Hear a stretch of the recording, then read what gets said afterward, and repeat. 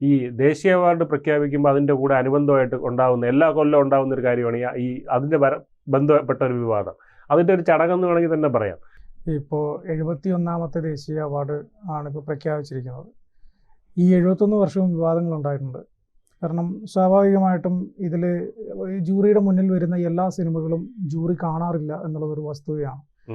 പലപ്പോഴും ഈ കലാകാരന്മാരുടെ സൃഷ്ടി ഒരു അംഗീകാരത്തിന് വേണ്ടി സമർപ്പിക്കുമ്പോൾ അതിൻ്റെ ആ ഒരു പ്രഖ്യാപനം വരുന്ന ദിവസം വളരെ പ്രതീക്ഷയോടെ ആയിരിക്കും എല്ലാവരും കാത്തിരിക്കുക. പിന്നീടായിരിക്കും നമ്മൾ അറിയുന്നത് ജൂറിയുടെ മുന്നിൽ വന്ന സിനിമകളുടെ എണ്ണം കൂടുതലാണ്. ജൂറി കുറച്ച് സിനിമകൾ മാത്രമേ കണ്ടിട്ടുള്ളൂ, മുഴുവൻ സിനിമകളും കണ്ടിട്ടില്ല. ആ കാണാതെ പോയ സിനിമകളിൽ നമ്മളുടെ സിനിമയും ഉണ്ട് എന്നുള്ളത്. അപ്പോൾ അങ്ങനെ വരുമ്പോൾ അതിനെ അടിസ്ഥാനപ്പെടുത്തിയാണ് സാധാരണഗതിയിൽ വിവാദങ്ങൾ ഉണ്ടാവാറ്. അത് വലിയ ചർച്ച ഉണ്ടാകാറുണ്ട്. പിന്നീട് ജൂറി അംഗം അല്ലാതെ അടുത്ത ജൂറി വരുന്ന സമയത്ത് മുൻ ജൂറികൾ അത് പറയാറുമുണ്ട്, ഞങ്ങൾക്ക് എല്ലാ സിനിമയും കാണാൻ സാധിച്ചിട്ടില്ല. ഉർവശി ഒരു വെടി പൊട്ടിച്ചിട്ടുണ്ട്. ഉർവശിക്ക് അവാർഡ് കിട്ടി, സഹനടിക്കുള്ള അവാർഡാണ് കിട്ടിയത്. പക്ഷെ ഉർവശി പറയുന്നതിനകത്ത് ന്യായമുണ്ട്.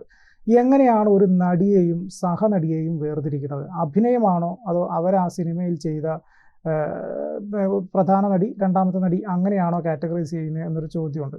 കൂടുതൽ വാർത്തകളും വിശേഷങ്ങളും നിങ്ങളിലേക്ക് എത്താൻ ABC മലയാളം സബ്സ്ക്രൈബ് ചെയ്യുക, ബെൽ ബട്ടണും അമർത്തുക.